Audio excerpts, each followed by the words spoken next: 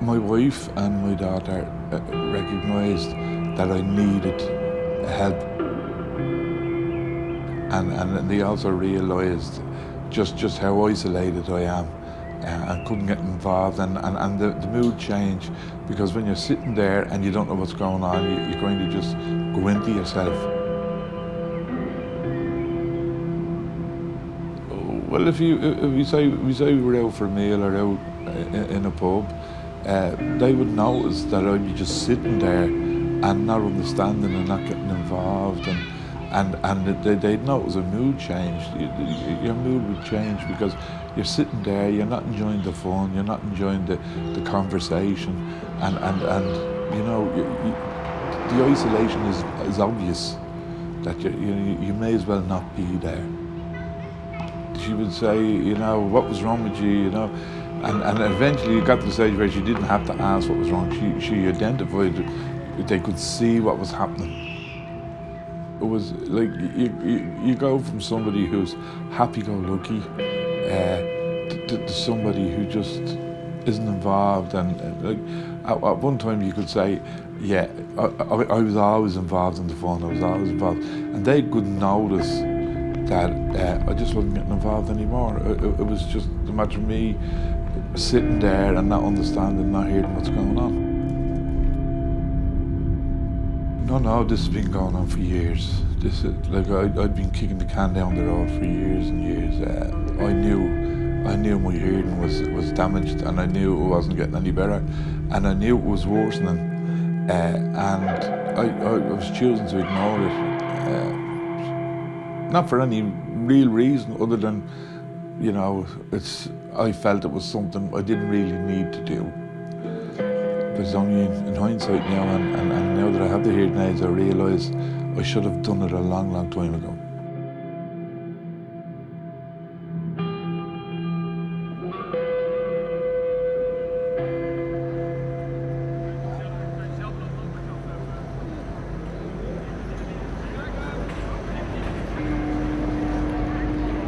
Hearing is probably one of the most important senses that we have at the end of the day. There are various factors that affect our hearing, and certainly in adulthood, probably the most significant factor is aging. It's something we can't get away from, unfortunately. And our hearing loss as we get older is usually a combination of a number of things. One, aging, and that can have a genetic basis, the implication for that.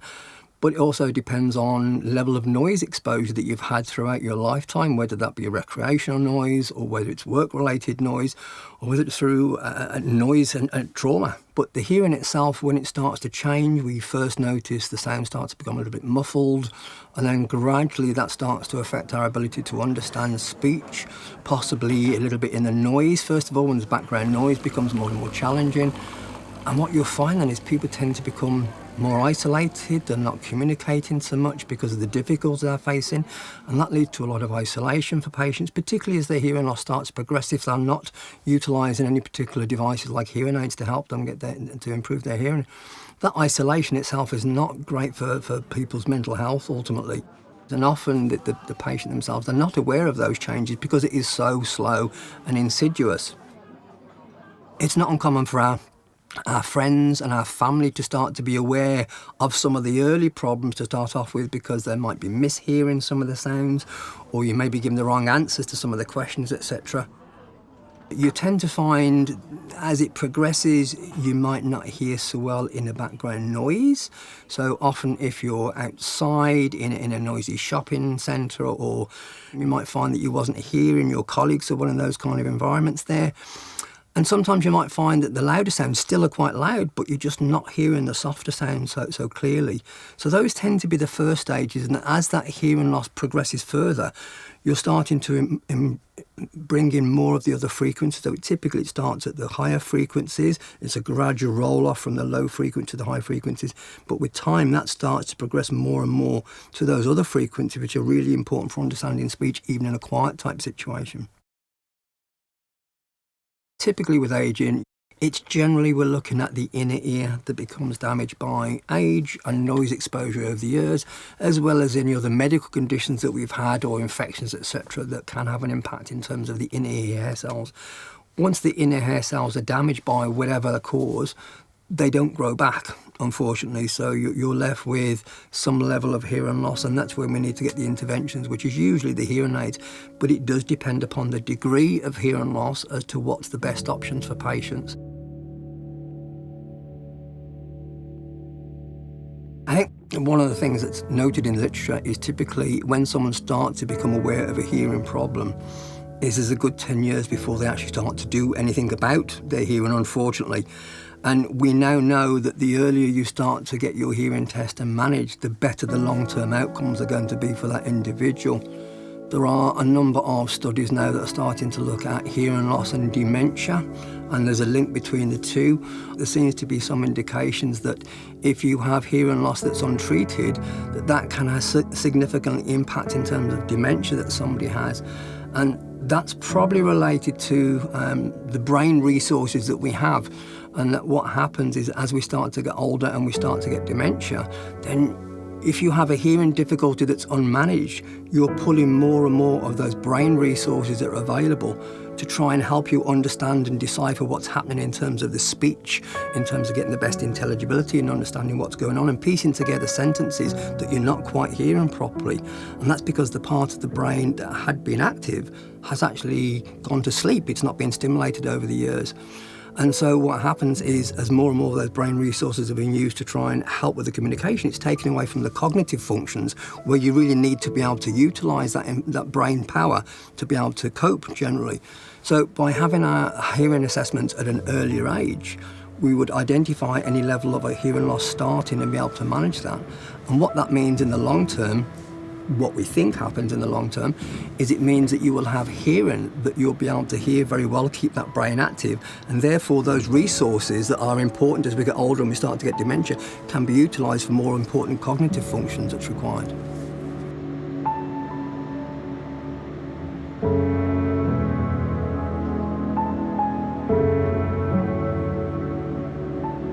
Christine McGarrigle. I'm a Senior Research Fellow at Trinity College Dublin.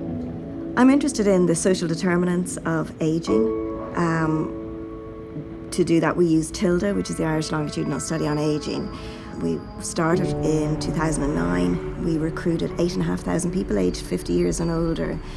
They're a nationally representative sample. We go back to them and re-interview them every 2 years. And what this means is because we follow the same people, we can look at changes in health and well-being over time, but also we can investigate changes that happen in circumstances or changes that happen at certain events that might happen and how they can then impact on health and well-being. So what we do is we interview people every 2 years. We ask them detailed questions using a computer-assisted personal interview. But then as part of that, which makes us kind of unique for other European studies, is we also do a health assessment. So people come into our centre and we look at various physical and cognitive function tests, and from that we're able to see how well people are doing in their ageing process. And then hand it back to me. Okay. So when we start, we do a baseline measurement. We do physical, social and economic characteristics. So they can include anything from well-being, mental health, social participation, how well people are integrated within their community and their networks. And then the health tests are quite varied. They're cardiovascular, cognitive. And then also we find about their economic circumstances too. We found 42% of the older population that we asked in 2018 reported hearing loss. But despite that high prevalence of hearing loss, hearing aid use was actually quite low at only 11%. People who had poor hearing, women in particular who had poor hearing and didn't wear hearing aids, had lower social participation and were less socially engaged in their communities than people who wore hearing aids. This measurement. Okay. We also looked at mental health and mood, and what we found was that people with fair or poor self-rated hearing without hearing aids had worse mental health and well-being. They had higher depressive symptoms, higher loneliness, and lower quality of life. Those differences didn't seem to be there when people wore hearing aids, which suggests again that those differences were alleviated by the use of hearing aids. There certainly seems to be barriers to hearing aid use. They vary from cost, been primarily one of them, potentially not having insurance coverage. Some discomfort, maybe not enough information on how to use them or maintain them, but although cost is probably the substantial barrier, stigma certainly remains about hearing aid loss, and other studies have certainly found that even in countries where the cost of hearing aids is completely covered.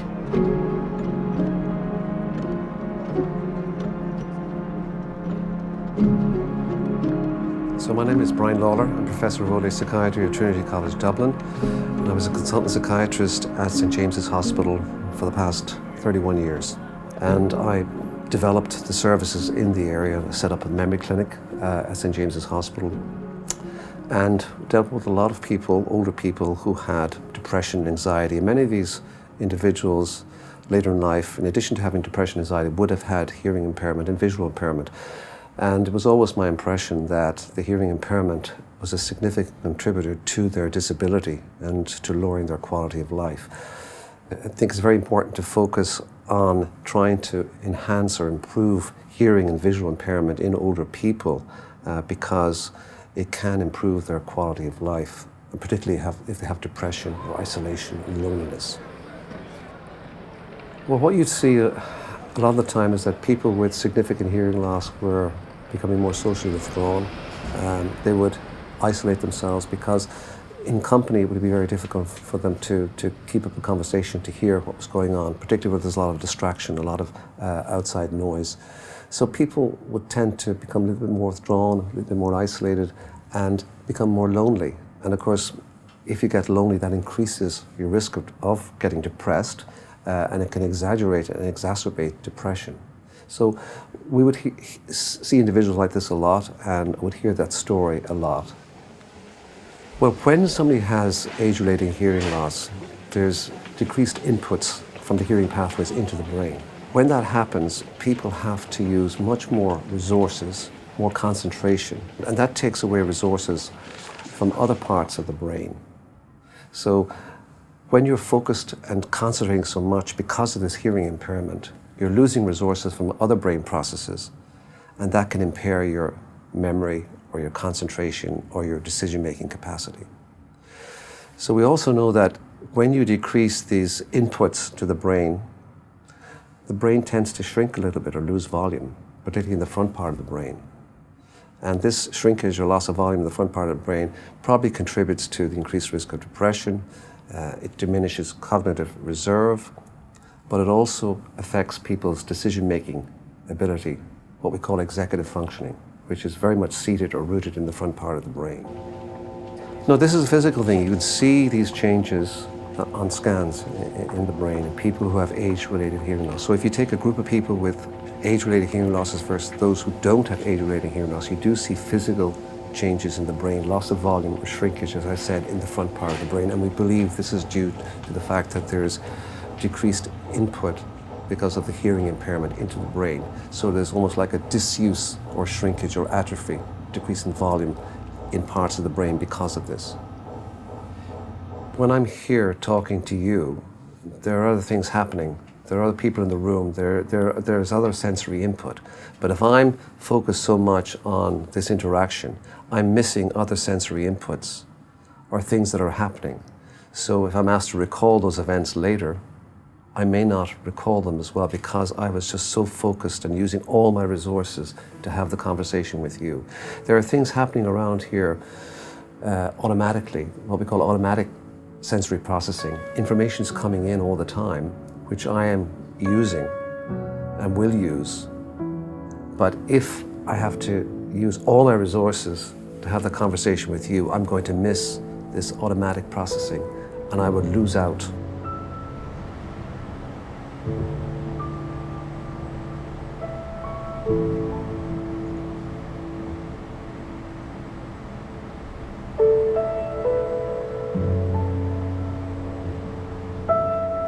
My name is Irasima Leroy.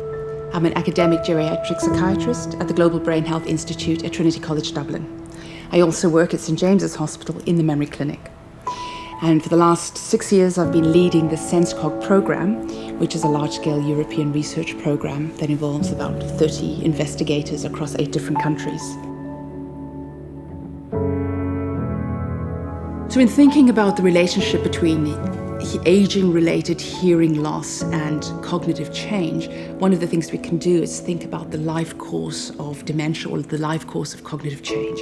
In other words, right in the very beginning, there's what we call the prevention strategy and all the risk factors that potentially lead to worsening of cognition over time and the increased risk of dementia. And at that point, hearing impairment or hearing loss is extremely important in middle life because that's one of the most important risk factors for developing dementia in later life. Then if you move into the next stage, that's the point at which cognition starts to become more impaired. In other words, we move into a stage called mild cognitive impairment, and that's kind of the pre-dementia stage. Now, not everybody will move into dementia, but a proportion will, particularly if there's an underlying neurodegenerative condition like Alzheimer's disease. And at that stage, we want to be very careful in terms of hearing loss that we assess people correctly. So within this model of risk factors that increase your risk of dementia, these potentially modifiable risk factors, the other most important one, apart from hearing loss, is social isolation. And of course, what's really important here is that in addressing these risk factors, we need to address not just one of them on their own, but we really need to look at how they interact. Because there's good evidence to suggest that hearing loss, social isolation, and loneliness all work together to increase your risk of dementia in the longer term. Well, there's a number of different ways. First of all, loneliness and social isolation by themselves can increase your risk, and there's various mechanisms whereby that can happen. Hearing loss can increase your risk of dementia, but of course, hearing loss can work through social isolation and loneliness in an indirect path also to increase your risk. So, for example, there's what we call the cascade model. So the cascade model suggests that when you develop hearing loss, you start to become more socially withdrawn. You have more difficulty interacting socially. That then potentially leads to loneliness. Loneliness can lead to depression. Loneliness also restricts your social network. When your social network gets restricted, then of course that socialization that is an important protective factor against neurodegenerative disorders like Alzheimer's disease, of course becomes a problem. So you can see your hearing loss through that cascade has led to the increased risk of Alzheimer's disease.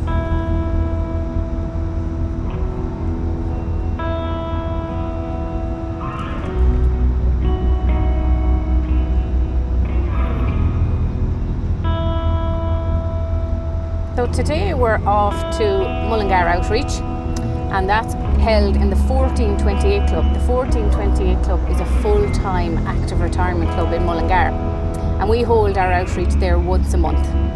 The idea of outreach is to reach out to those people, like our resource centre is in Tullamore, and from the Tullamore Resource Centre then we cover counties Laois, Offaly, Westmeath and Longford. So we're trying to reach out to those people who maybe can't get into Tullamore. So what we do is we do a lot of minor hearing aid repairs. People come in with their hearing aids, I give them a check, a look over, make sure they're working as well as they can, change the tubing, battery, make sure they're clean, that the filters are clean and the microphones aren't blocked with dust, and make sure the person is comfortable with using the hearing aid, putting it in, taking it out. We do a lot of advice and support. If someone needs a follow-up appointment with the HSE, we can pop that off in an email and make sure they're booked in. And it's really person-centred, so you really don't know on any particular day who's going to come in front of you or what question they might have or what support they might need. So we very much take the lead from the person. How are you doing? I'm fine. Yeah? I'm fine, yeah. You've got your hearing aids in? No, I've got them in my bag because I want to clean, I think. And perfect, lovely, thank you. And how are you getting on with them? yeah, fine. Yeah? Fine. Do you wear them every day? No, I don't. You don't? Why not? I am naughty. But to be quite honest, I didn't think I had a hearing problem. How long have you got your hearing aids? I've had them for about a year. Okay, Yeah. It's usually not the person with the loss that notices that they have a loss, because if you're not hearing something, how are you aware that you're not hearing Yeah. it? Only that family members are saying, Mum, you didn't get that piece of information. Yeah. The TV is too loud. And it's all these little telltale signs Yeah. that would equate to an age-related hearing loss. And I tell you, I'm thinking my hearing isn't too bad. Okay. Right, Yes. that's my opinion. But I do notice sometimes on the on the mobile, I miss when I'm talking to somebody. So I tend to use the landline. And put it I- on loudspeaker. I could put it on speaker. Yeah. So That's another Yeah. telltale sign. That's- It is indeed. I'm just being pig-headed, I suppose. Yeah, is the yeah. word. It's allowing yourself to come to terms with the fact Yeah. that you've a hearing loss. And it is another piece of technology. You know, you get up in the morning, you put on your glasses. Yeah. We want the same for hearing aids. For You get up in the hearing morning, aids. you put them on. Yeah. And you're good to go. I see. Did you find this was working Some for you? people think it's as simple as getting the hearing aids, putting in the hearing aids, and away you go. But what they don't realise is there's rehabilitation work. So the statistics would show that people wait on average 10 years before they actively do something about their hearing loss. So essentially your brain is missing out on all these wonderful sounds for 10 years. So then when they put the hearing aids in, it's like an overwhelming kind of amount of sounds all at once. So their brain has to rehabilitate and get used to all these lovely sounds again. I know one thing my own father was saying was the indicator in the car. He got his hearing aids, went and drove home. He never heard the indicator in the car for many years. Flushing of the toilet, their own footsteps and stuff like that. So there's a huge amount of work. You know, are they comfortable with the hearing aid, putting it in, taking it out, and allowing time for your brain to adjust? And I think that's where some people might kind of stop and think, no, it's too loud, it's too loud. Richard, how are you? Can't have too many complaints. And I have a problem for you. Okay. Oh. Take a seat there for a minute and gather yourself. Oh. So tell us. Now, So you've received new hearing aids from the HSE. I did. How are they going for you? Well, that's my problem. The two of them were working the day I got them, Okay, and that one's gone on strike. okay, we'll have a look at it. And you're finding them okay, putting them in, taking them out? Oh, Good. it's just become routine now. Brilliant, Yeah. brilliant. So, but as soon as I'm going out, I pop them in. Good stuff. And oh, it makes a great difference. I mean, there's a lovely girl in Easton's where I get my paper, and at last I can hear her. Oh, brilliant. You know, Brilliant. Yeah. And of course, Veronica. Veronica's a good now friend we, of yours. Now we can chat. You know, she went from writing notes all the time to shouting in one ear, and now we can actually have a conversation. It's magic, isn't it? So it reduces a little bit of loneliness, doesn't it? Well, it's been nearly 10 years of a silent world. Yeah, they do say people, on average, it's about 10 years before they notice a hearing loss. Yeah. Yeah. Well, I did. Well, I wouldn't be a very sociable animal anyway, but when it comes to talking to certain people, Absolutely, yeah. and you lose that completely. And now you have that back. I have it back. Yes. Wonderful. And I couldn't hear a thing. As I say, when I was talking to my friend, she'd have to write down what she was saying. And then I could speak back, but she couldn't speak to me. Oh, horrible. Horrible. Parts of it are kind of a downside, traffic noise, but then other things, where I have a room now, the children from the school all go by to the library or to the centre and just to hear the chatter. It's good, yeah. Wonderful. And then you've forgotten about them. Yes. You know, completely. So the brain has to nearly rehabilitate to the sound of the traffic, to the sound of the children's voices. First couple of weeks were hilarious, because if I heard a car, I thought it was right behind me, coming up the footpath. And it just takes a little while to get used to all these sounds It again. all adjusted then. Yeah. As you say, my brain kind Your of switched brain on adjusts, and said, we're yes. back to where we were. It's brilliant, isn't it? The best thing ever happened. Who put us in touch with you? Veronica? Probably Veronica ringing around trying to get help. In fact, that's who it would have been. She does everything. But the first time then she drove me down to Tullamore. Tullamore. And Laura and yourself. Laura, yeah. And since then, it's just everything has gone up. And Laura gave me the device, phones and the device and the whole thing. That was the first time in many years that I was able to talk to Veronica. She put the microphone up here and then the tap away. And then, as I say, time headed up the appointment that changed everything. The day I came out of it was just unbelievable. Unbelievable. And just to hear the voice again. You know, she's the best friend I have, and I hadn't heard her voice for nearly 10 years. That's a shocking thing.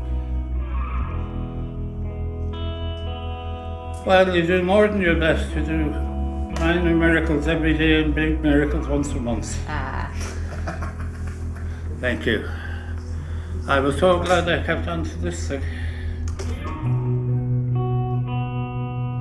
Yeah, I think once they're aware that the service is there, you know, it's that friendly face once a month, that they're not afraid to ask questions, that they're not afraid to bring in their hearing aid that might have that bit of wax, and to know that they'll be supported. And for that follow-on piece as well, like, not everyone knows that they have to contact the HSE for, you know, to get a follow-up appointment.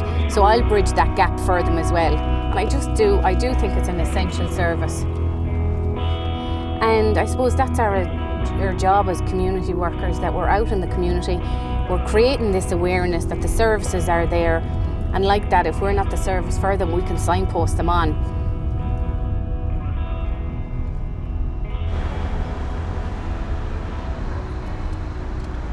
We offer a full and comprehensive range of services from newborns right through to our old clients. We provide hearing tests for those patients that have full medical card for the adults, so they have to have a full medical card for the assessments there.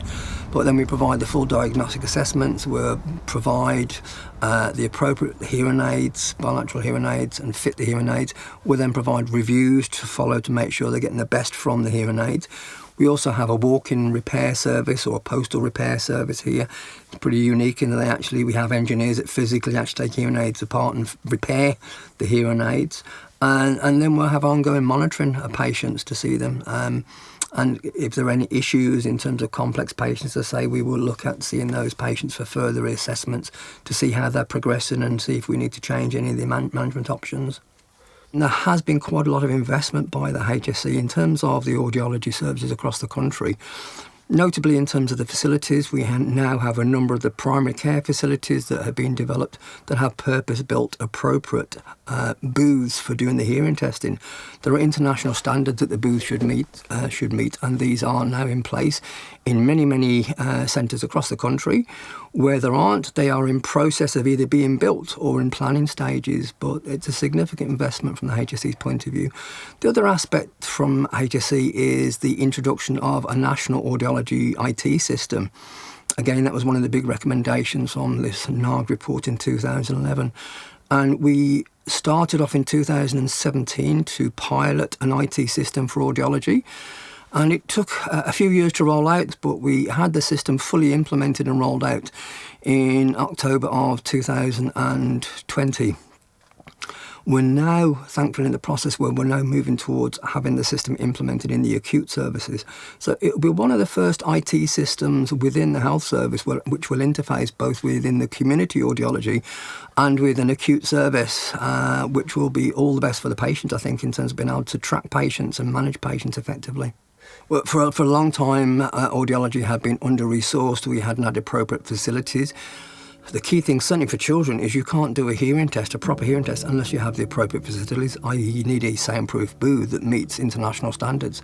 So there had to be an investment by the HSE to meet those specific requirements. And that was a significant input from the HSE because it had to be implemented across all services, across Ireland effectively.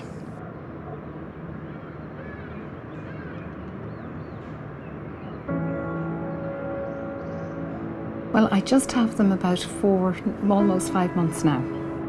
takes a little bit of getting used to them, but it's getting easier. But I think it's through kind of vigilance, really, that you have to make the effort to kind of work with them and adapt to them and use them. I think probably just getting used to the technology, remembering to recharge the hearing aids, kind of getting into a routine of looking after them. I wouldn't say there was anything particularly hard about getting used to them. It's just a matter of becoming familiar with them. Well, it's a bit like a little alien device there that you have initially because you're not used to it. It takes a little bit of confidence to get used to, you know, putting the little device into the ear and the receiver part at the back of the ear. And it's just a matter of kind of to keep do it in the morning before you go out to work, and remember to put them on. I find the days that I don't wear them, I notice it more than the days that I do wear them. Okay, Siobhan, I just want to just show you through the different designs of hearing aids that are available, okay? Now, we'll very often rely on somebody's test result to determine which one of these might work best for them. Okay. Sometimes when people are coming in, they've got quite a lot of anxiety about the design of the hearing aid and about the cosmetic sort of aspects. And a lot of the time they're thinking about something like these very big ones, where you've got quite a large piece that fits behind the ear, and then you've got a tube and a mould.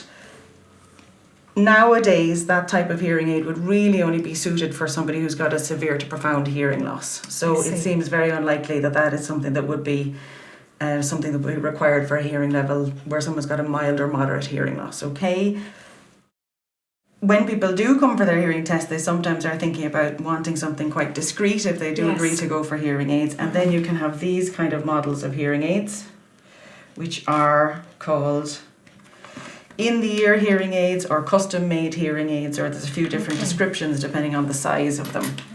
Okay? Yes. But for a lot of people, the bad news is that they're not necessarily the ones that are most suited to the pattern of their hearing loss, okay? Because you can find that they will overpower your low frequency hearing. And if somebody's low frequency hearing is a little bit stronger than their high frequency hearing, depending on how, again, the pattern of their hearing loss comes out in their test result, they may actually kind of go against the natural hearing pattern a little bit, okay? Right. So what an awful lot of people wear these days is something like this design. And it's kind of a smaller version of this in one way, but it also has a very soft, small tip to go into the ear. And the idea with this design of hearing aid is that it brings the sound closer to the eardrum, but also that it's, in a way, it's kind of working like a hybrid style, okay? Because it allows your low frequency hearing to just work naturally, and then it feeds in the high frequencies and the amplified signals that you need to hear better. So the vast majority of people nowadays are wearing something like this design, okay? Yes. And they will come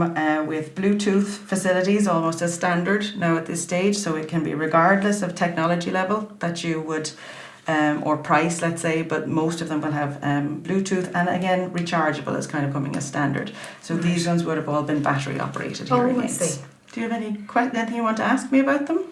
And how long does the charge last in those? So it can vary slightly from manufacturer to manufacturer, but in general you'd be talking about a whole day and an evening. So it could be anything from kind of 16 to 20 hours. Right. But the difference with these is they will need to be charged every day. So people's habits need to be quite they need to be quite strict with their habits. Yeah, exactly, at the beginning. And then with the other style, you'd actually have had a little battery.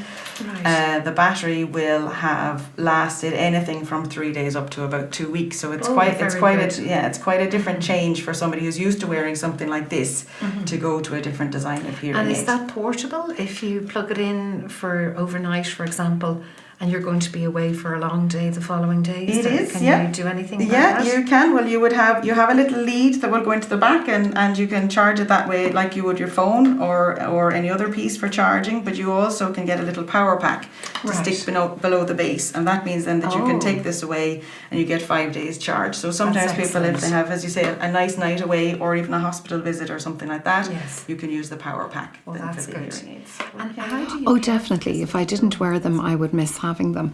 And the first few months that I got them, I didn't really say to very many people I was using them, because I wanted to get familiar and I didn't want to be bombarded with questions. How does it work? What do you do? Whatever. I wanted to get comfortable with my hearing aids before I would say, well, actually, I use hearing aids. And I think for me that was a good idea. But my family knew and they were very supportive. So I think possibly having somebody in your corner to make sure that, are you managing them okay? Is it all right? What I like about my hearing aids is that they go into the little receiver and they're plugged in overnight to charge. I'm not worried about batteries and foostering with batteries and have I to go and buy batteries. I think that element of it is quite good for me. I think I was a little bit apprehensive because I didn't know what it would all involve. The audiology tests are quite simple, they're painless and there's nothing to be anxious about. The staff were very pleasant and put me at ease, and we had a number of consultations, so I felt that they really had looked at the bigger picture of my particular problem, and that I wasn't rushed or forced into making a decision. So I think that was important. The experience was quite easy to work with because, the times they were able to suit me for appointments and so on. And I felt they were looking at the overall picture. I have very bad tinnitus, and that was kind of overwhelming as well. And that was one of the reasons that I wanted to look into the hearing, because I had a few consultations with tinnitus consultants that I was told actually maybe if I had a hearing aid it would assist, that my concentration would be able to switch over to the hearing element and be less conscious on the tinnitus. And so far so good, that has helped. It doesn't cure it, but it certainly is something I would recommend people to look into if they have that particular problem. I know we're all getting more technology aware and driven, particularly since COVID times, but it can be a little bit off-putting, and I was a little nervous the first time getting them. I brought my husband along to the appointment and I had said, please, you pay attention so that if I miss something that the lady says that, you'll have picked it up. So yes, it can be a little bit daunting, but actually they're designed quite well. They're quite discreet. They're easy to use. It takes a little bit of practice. So what I have done is built up my experience with them. So initially I wouldn't have used the sound button to control the sound levels on the device itself. I would tend to use my phone. But now I've got more confident. I can also switch a little button and answer my phone with them, which I've only just recently started to do, and that's fantastic too. So I would recommend to anybody who takes on the hearing aids, particularly if they're not overly technology comfortable, that they just build up their experience with them. Don't be too ambitious initially. Just get used to wearing them every day and getting comfortable with them. The first weekend that I had them, we went shopping and we were at the checkout, and the next thing the lady was scanning the items, and the buzzing noise of the scanner, I didn't know where it was coming from. I just jumped because obviously for the last while I hadn't been hearing that noise terribly loud, and all of a sudden it was straight at me in my ear there, and I was thinking, what is this? It was just the scanner.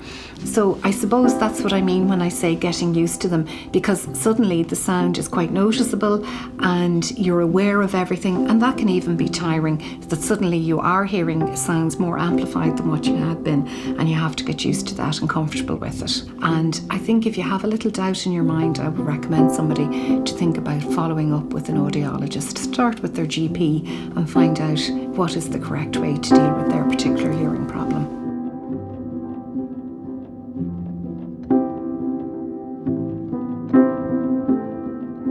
So in Chime we know that unmanaged hearing loss in Ireland is costing hundreds of millions of euro every year in both direct and indirect costs.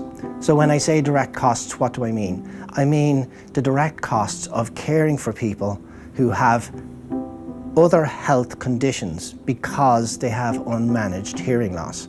So the Lancet Commission, a commission of world experts on dementia and cognitive decline, they estimate that 8% of dementia is preventable through the early management of hearing loss in the adult population. So in Ireland, we have a high level of unmanaged hearing loss.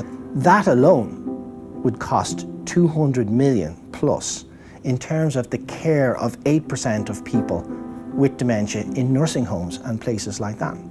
If we look at TILDA figures, which tell us that people with unmanaged hearing loss have higher rates of depressive symptoms. That figure is 50,000 people when we extrapolate it out. In the Irish population, 50,000 people are depressed and or have depressive symptoms simply because they have unmanaged hearing loss. Now, caring for these things, these are the direct costs, and these people with these health conditions costs hundreds of millions. And on the other side, the indirect costs are that these people are less alert, less able, less independent in their own family lives and communities, and less able to contribute. So they are more likely to withdraw from the workplace earlier due to things like an unmanaged hearing loss. They are more likely to be unable to contribute and help out with family issues. So I was recently actually talking to somebody about this, and I told them that the World Health Organization say that for every euro a government spends on hearing care, they can expect a return of almost 16 euro over the following 10 years. So this person I was talking to was a senior civil servant, and they were asking me, how can that be? You know, that sounds phenomenal. And there's literally nothing I know of that you can invest in health terms and get that return on investment. So I was telling him, well, look, you know, some of it is the direct costs of caring for people with dementia, depression, increased hospitalizations and so on, because there's even evidence to show that people have more falls with unmanaged hearing loss. But on the other hand, I said it's also costs associated that these people are unable to contribute to their families and their communities because they have a reduced level of functioning. So, for example, I was saying grandparents may be less likely to be able to look after their grandchildren because they've got unmanaged hearing loss and the associated decline in function with that. And he just nodded and he said, actually, he said, my parents look after some of their grandchildren, and my father does most of the caring because my mother has a hearing loss and finds it difficult to manage the children. So this is what contributes to the costs that are entirely avoidable through early management of hearing loss.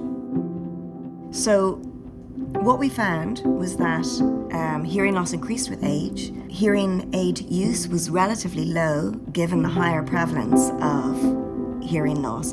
And really what we would conclude from that is, given the high prevalence of hearing loss and the largely modifiable nature of hearing impairment, priority should be given to testing people early. Audiology services should be targeting people to get early diagnosis of hearing loss, should be trying to address the barriers that exist to hearing aids, and really that would have significant impacts on public health and would improve the aging experience of older people. Given the importance of social engagement and mental and well-being for older people, certainly as people get older, I think if we can improve those in any way, it would be very important for public health, and certainly diagnosing hearing loss and the use of hearing aids seems to allow people to maintain their social participation, improve their mood, or certainly maintain their mental health and well-being as they age. It's kind of madness not to get a hearing aid. And I think it's kind of quite fascinating, really, how people have no problem getting reading glasses. But people really seem to have issues around hearing aids. It is quite a significant impairment, and that's why it is so important to do anything you can. And there are plenty of things that you can do.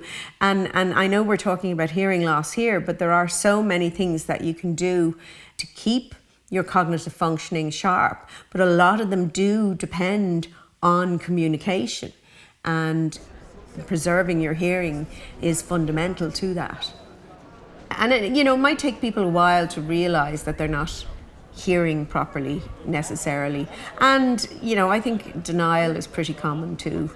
And I think often these things can happen so subtly that you don't really notice the loss, and the brain does adapt.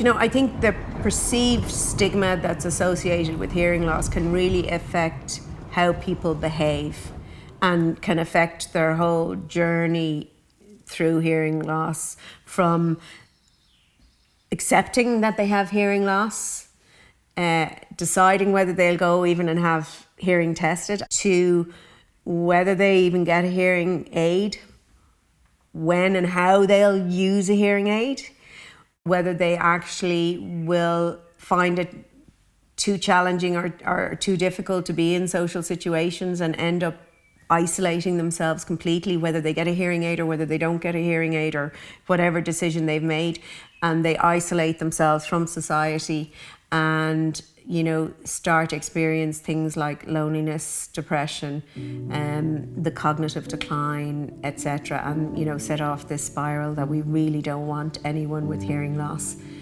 to experience, because you know, it's unnecessary and it is preventable, and the sooner people go and get treatment and acknowledge the hearing loss, the better.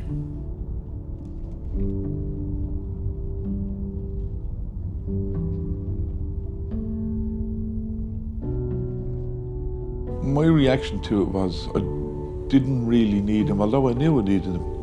I didn't really know. You